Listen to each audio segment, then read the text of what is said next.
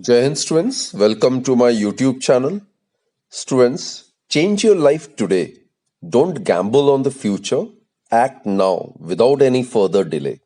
So, be the change you want to see by taking action to control your destiny. Don't gamble that things will get better in the future without changes because they won't. Therefore, make an immediate effort to do things that will improve your life now and beyond. With that positive note, students, let's begin today's session. Today we are going to discuss some more applications of Bernoulli's theorem. Actually, today we'll be discussing Venturi meter. It's a device which is based on Bernoulli's theorem and is used to measure the rate of flow of a liquid. Rate of flow of a liquid means the volume of a liquid flowing per unit time, right? So actually this Venturi meter, it is a device which is named after the Italian engineer G.B. Venturi. He only devised this particular device. Now let us discuss the construction of this device, which is Venturi meter. A Venturi meter consists of a wide tube having a construction in the middle. The liquid enters through the broad end, say A, B. So the liquid enters through the broad end AB. It is called the convergent cone. This AB is known as the convergent cone.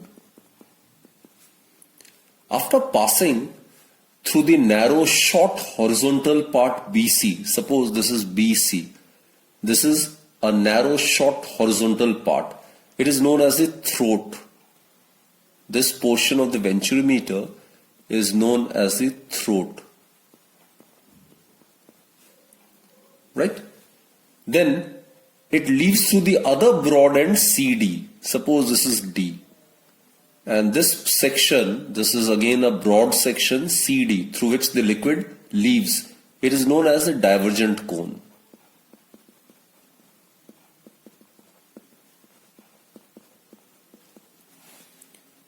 Okay, these two vertical tubes are also connected to the Venturi meter. One is connected to the convergent cone and the other is connected to the throat, right, at these two positions. Now students, when the liquid flows through the Venturi meter, its velocity or its kinetic energy increases at the throat. Now as per equation of continuity, we are aware that the velocity of the liquid flow is inversely proportional to the cross-section area. So here the cross-section area is large, isn't it? Here suppose the cross-section area is A1 and here suppose the cross-section area is A2. And this is the cross-section area which can be considered to be A1. Now since A1 is greater than A2, therefore V1 would be less than V2. Here if the velocity is considered to be V1, now in the throat portion the velocity will be more. Here the velocity would be much larger. So it can be considered to be V2. So since A1 is greater than A2, it implies that V1 is less than V2.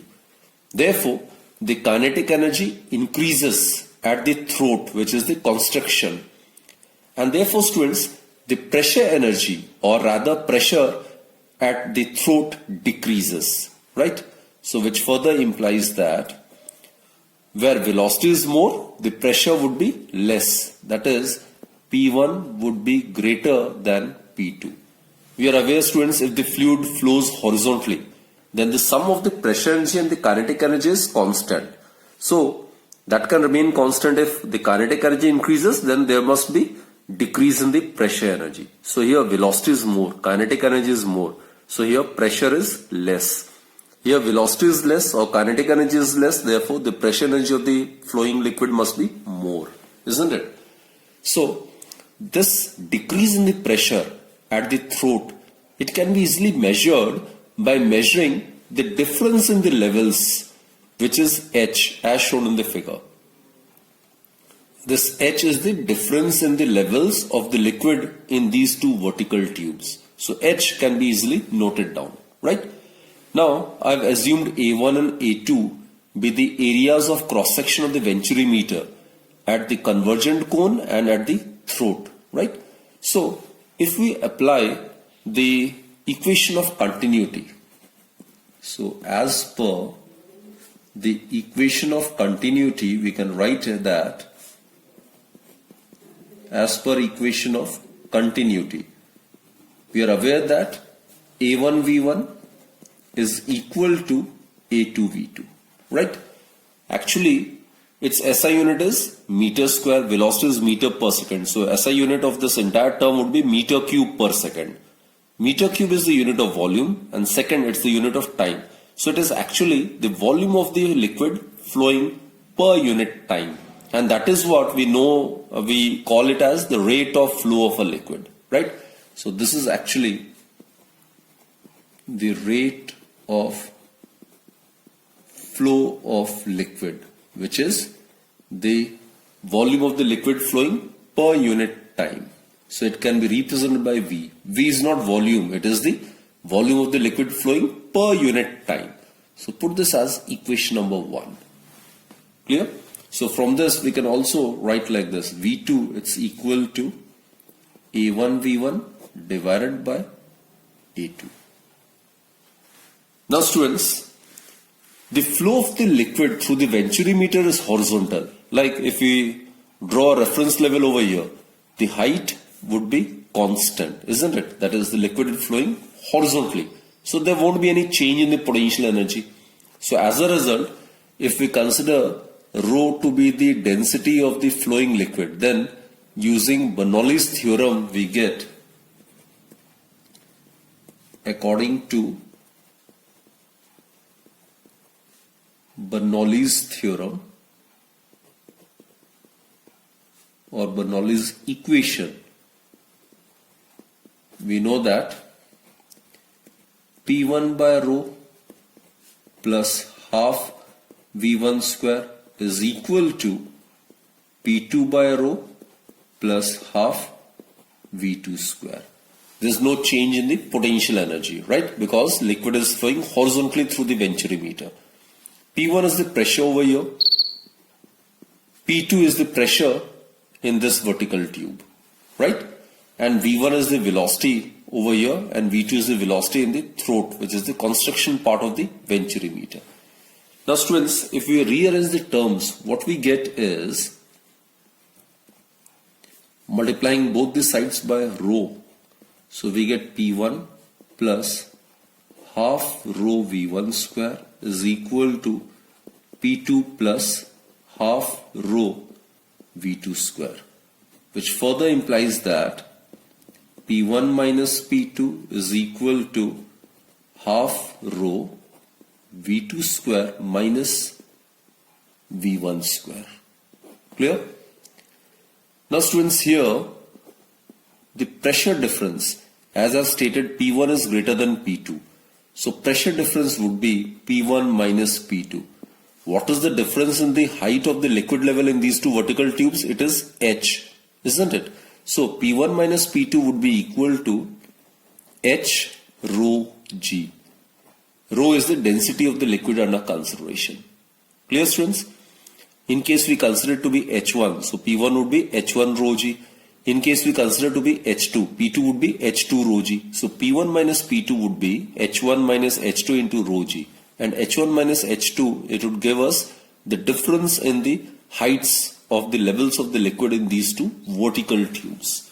So therefore, substituting the value of P1 minus P2 as H rho G and substitute the value of V2 over here. V2 is A1V1 divided by A2.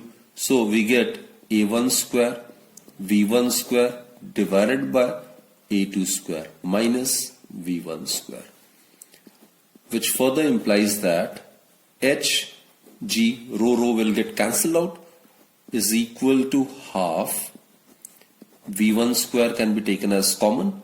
So we get A1 square minus A2 square divided by A2 square. Clear? Therefore, students, V1 square, it would be equal to 2GH multiplied by A2 square divided by A1 square minus A2 square. And therefore, taking square root on both the sides, we get V is equal to square root of 2GH, and over here we get square root of A2 square would be equal to A2 divided by square root of A1 square minus A2 square. This is V1, which is the velocity of the liquid at this end of the venturimeter, which is the convergent cone, right? The liquid enters with velocity V1. Now students, rate of flow of liquid is V, which is the volume of the liquid flowing per unit time. So what to do is, we need to find out the formula for the rate of flow of liquid. So rate of flow of liquid, which is the volume of the liquid flowing per unit time, that is V, capital V. It is equal to A1 V1 or A2 V2. So substitute this value of V1 over here. So what we get is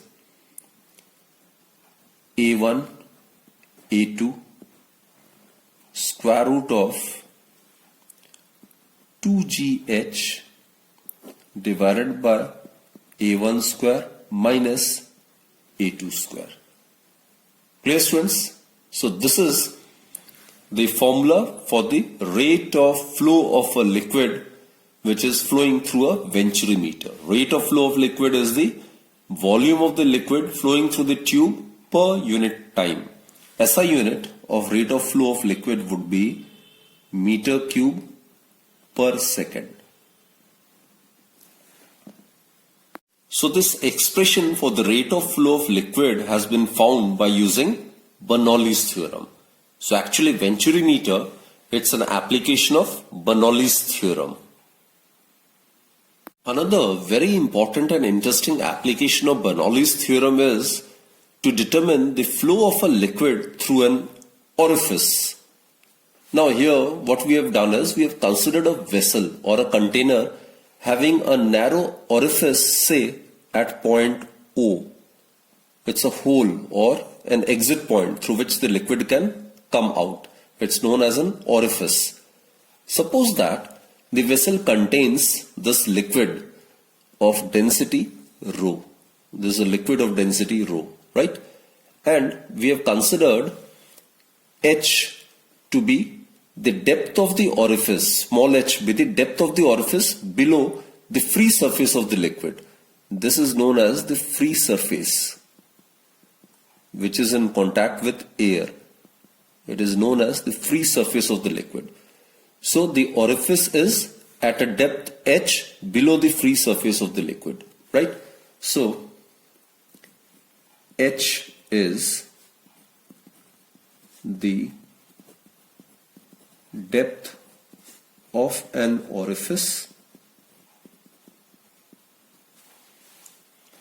It is the depth of the orifice below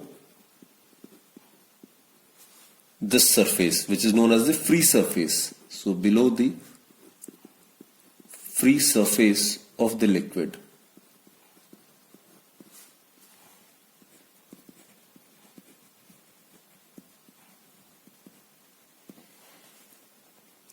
Now students, H dash, it is the height of the orifice above the bottom of the vessel, right? So H dash is the height of the orifice.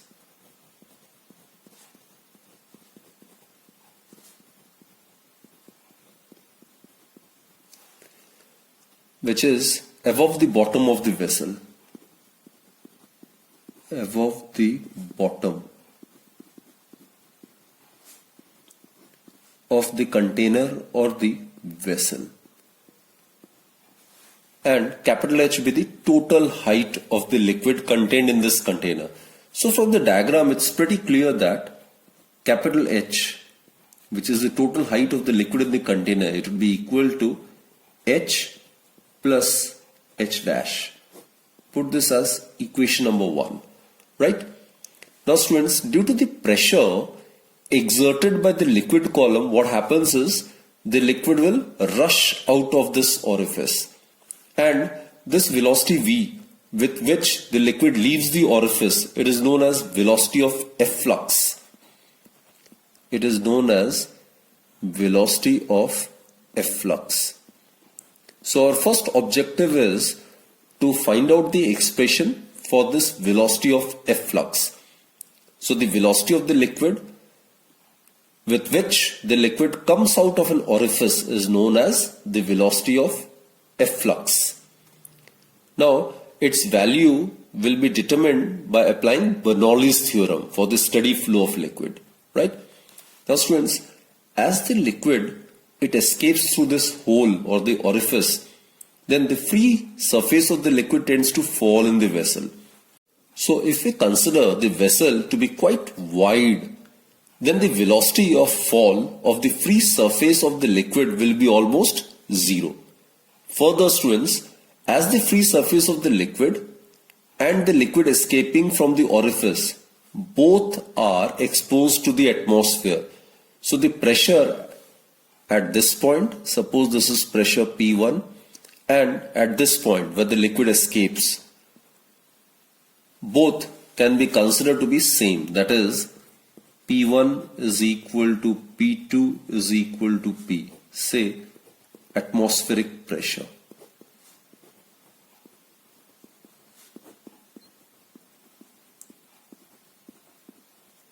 Right?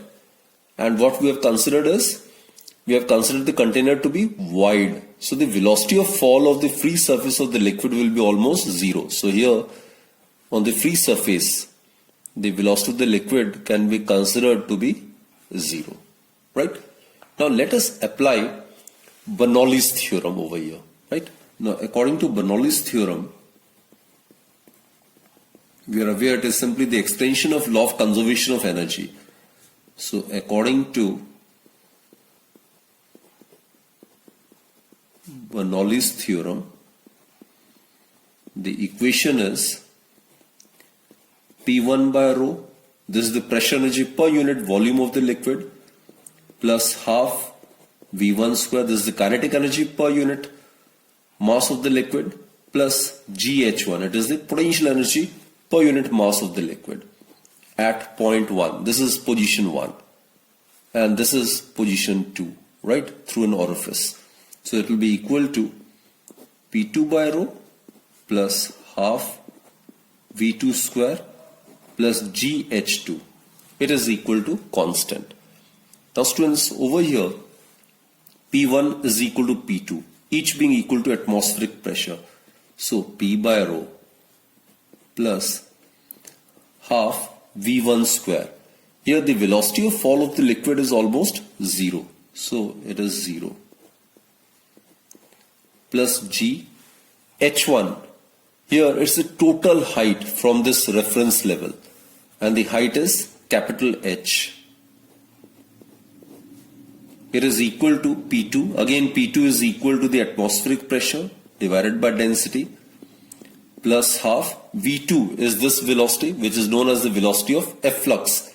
As I've stated, it is the velocity with which the liquid comes out of an orifice. So it is V plus GH2, the height of the second point, that is the orifice above the reference level. This is the reference level is H dash. So P by rho, it get cancelled, 0 this term.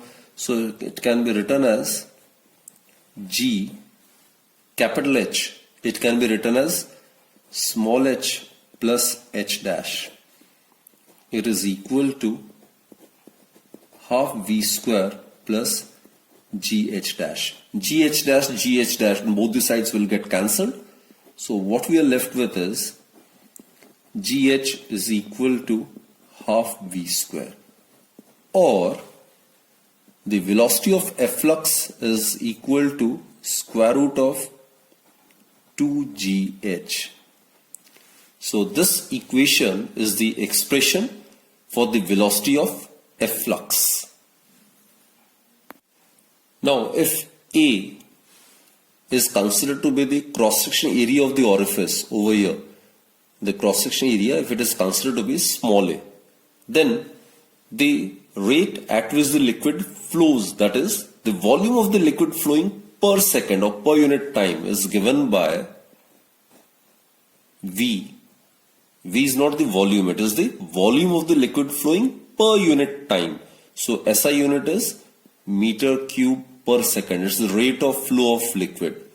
So it is given by A into V. A is the cross-section area of the orifice. V is the velocity of the efflux, which is the velocity of the liquid with which it is coming out of the orifice.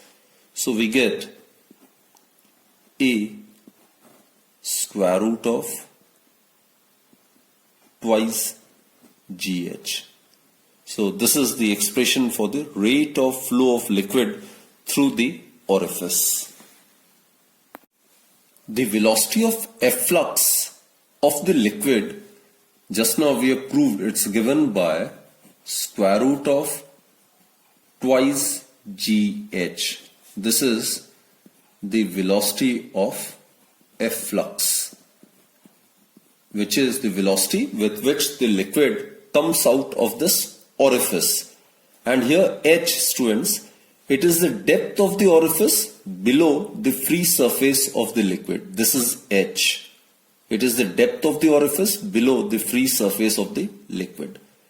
Now students, imagine that a body falls freely through a distance H, which is the same distance as that of the depth of an orifice below the free surface of the liquid. So suppose this is a body and it is made to fall freely through height h. This is suppose height h, which is same as that of this one, right?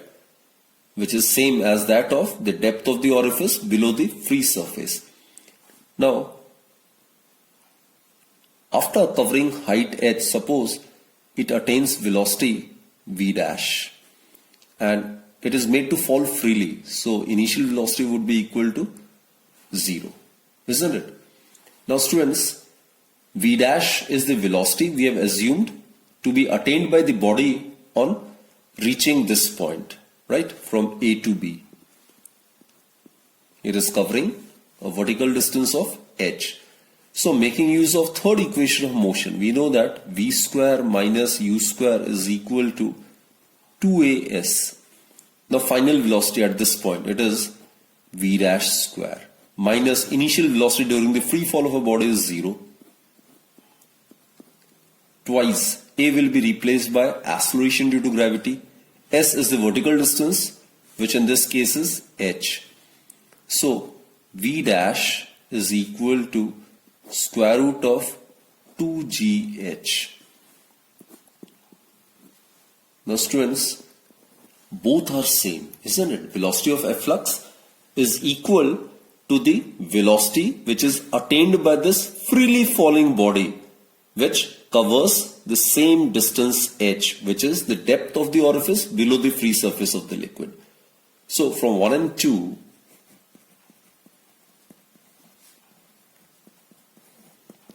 we get v is equal to v dash, and this result is what we call as Torricelli's theorem. So students, Torricelli's theorem states that the velocity of efflux of a liquid through an orifice is equal to the velocity which a body would acquire in falling freely through a distance which is equal to the depth of the orifice below the free surface of the liquid. So that is the statement of Torricelli's theorem, which we have mathematically justified and verified. So students, once again I repeat the statement of Torricelli's theorem. Torricelli's theorem states that the velocity of efflux of a liquid through an orifice is equal to that which a body would acquire in falling freely through a distance which is equal to the depth of an orifice below the free surface of the liquid. So that's Torricelli's theorem. Now students, let us find out the range of this liquid. Range means the distance from the bottom of the vessel where the liquid flowing out of the orifice strikes the ground. So this is the distance I am talking about. This is known as range. While dealing with projectile motion also we have discussed this term, isn't it? Any body which is projected horizontally from a height, it tends to follow a parabolic path. And the distance from the bottom at which it strikes, that is known as the range. It may be represented by capital letter R. So let us try to find out the expression for the range. Now students, as the liquid escapes from the orifice, the velocity of efflux of the liquid is along horizontal. So initially the velocity is perfectly along horizontal. Now the liquid flows out in the form of parabolic jet and strikes the ground at a distance capital R from the bottom of the vessel, right? Now suppose here t is equal to 0 and here t equals to t. So in time t, suppose the t is the time taken by the jet of the liquid to strike the ground, isn't it? So if we consider motion along horizontal, so consider motion of the liquid along horizontal.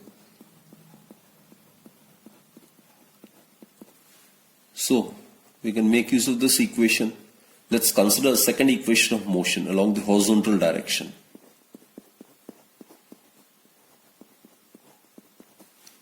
Here, there is no acceleration along the horizontal direction. So acceleration along x-axis is 0. X is considered to be the horizontal, y is considered to be the vertical direction. Sx, it is the distance covered by this jet in time small t, right? So it is r along the horizontal direction. It is the distance along the horizontal direction in time small t. Ux, initially the velocity of the liquid from the orifice is perfectly horizontal.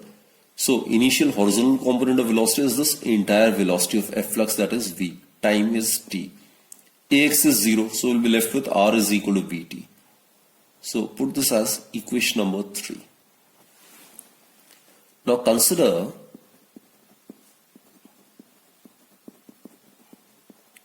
motion of the liquid along the vertical direction.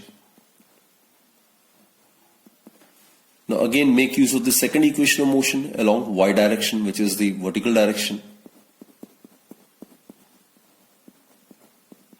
Okay, Sy is the distance covered by the liquid in the vertical direction time t. So in time t, it has covered horizontal distance r and vertical distance h dash, isn't it? So Sy is h dash.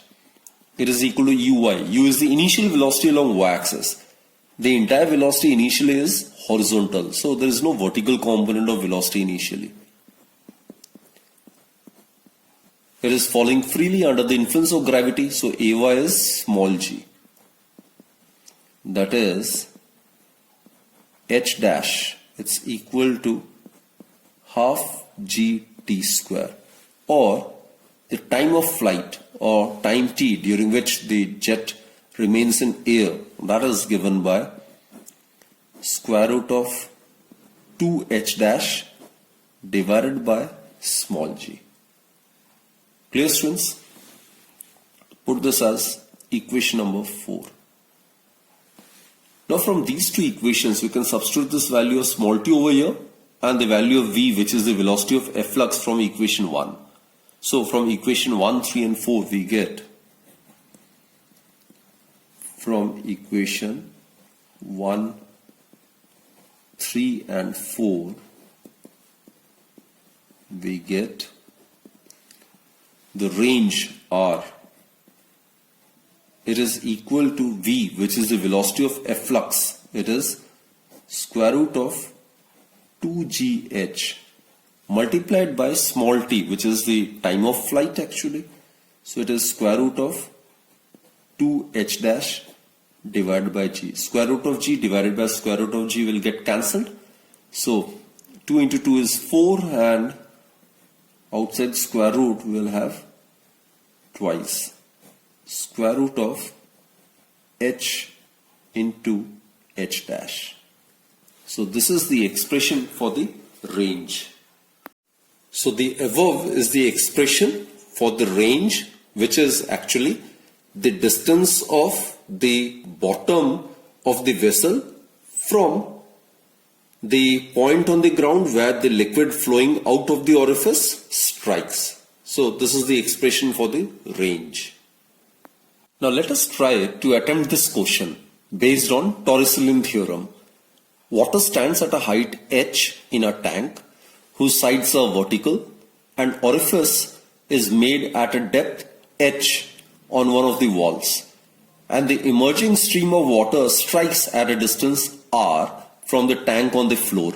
So suppose V is the velocity of efflux, and liquid will come out and will follow a parabolic path like this, and the range is given to be capital R.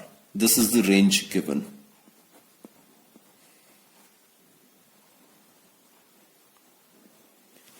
We are supposed to find the relationship for capital R in terms of h and capital H.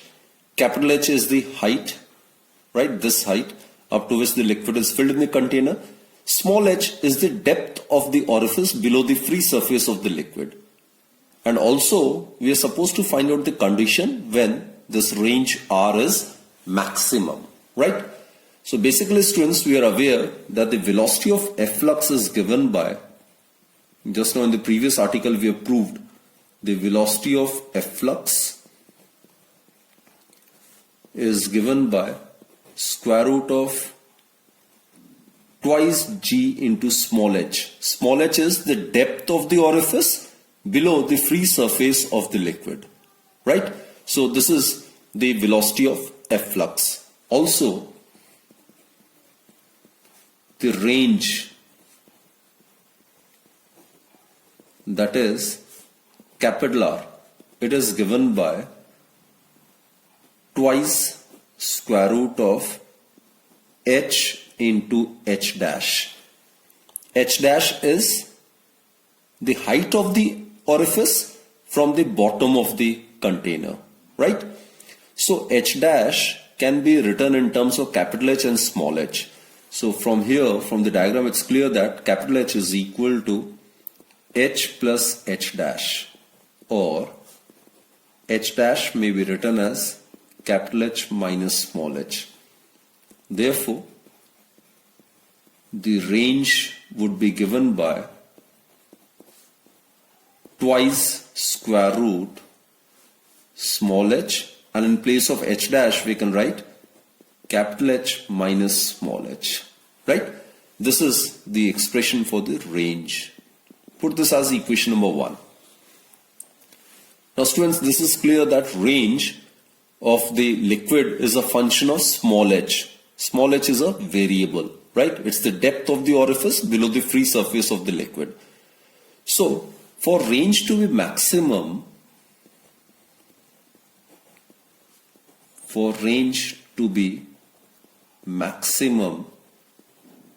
the first derivative of the range with respect to small h, it must be 0. That is dr divided by dh. It must be equal to 0. Therefore, d by dh, substitute the value of range over here.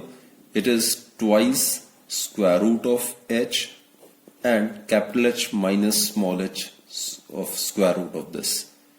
It should be equal to 0, right? Let's solve it, students. 2 being constant, we can write it like this as well. D by dh square root of h and capital minus small h, the square root of this term as well, is equal to 0. This can be considered to be the first function, this can be considered to be the second function. So we can solve it by product rule. First function into derivative of second plus second function into derivative of first. That is first function into differentiation of second function plus second function into derivative of first function. Right? That is square root of small h, and the differentiation of capital H minus small h of half, it would be equal to half capital H minus small h half minus 1 into differentiation of capital H minus small h plus capital H minus small h square root of this term into differentiation of this with respect to small h. It would be half h half minus 1 into d small h by d small h, that would be equal to 1. So on solving, students, what we get is h divided by 2, and this would be capital H minus small h to the power minus half. So that can be written like this into capital H being constant, its differentiation will be 0, and for minus h, the differentiation of minus small h with respect to small h, it would be equal to minus 1 plus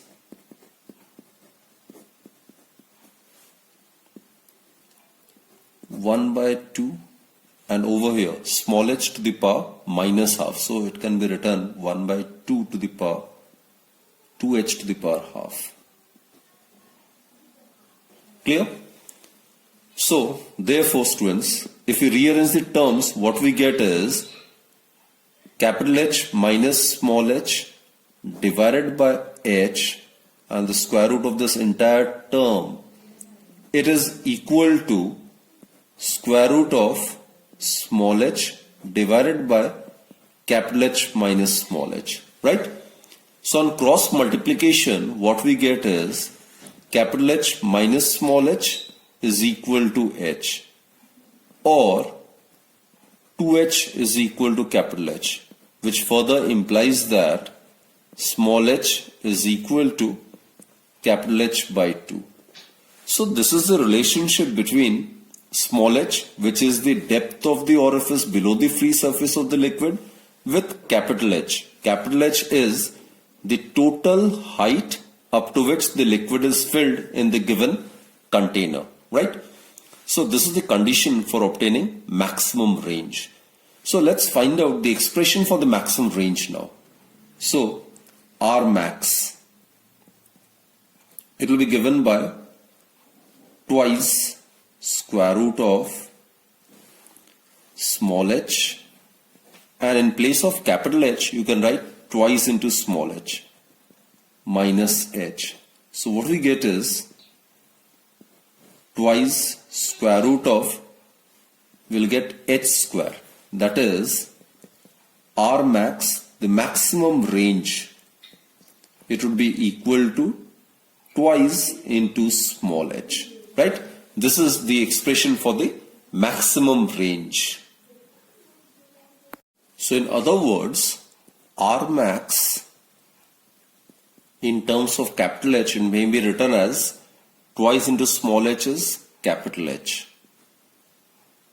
So maximum range is equal to the total height of the liquid which is contained in the given container, right? So this was indeed a very, very important topic. So students, I sincerely hope you have understood all the topics which we have discussed in this particular episode. So keep practicing these articles and keep watching my videos. Do join me in my next lecture then. Till then, goodbye and stay fit and stay healthy. Always keep happy. Thank you.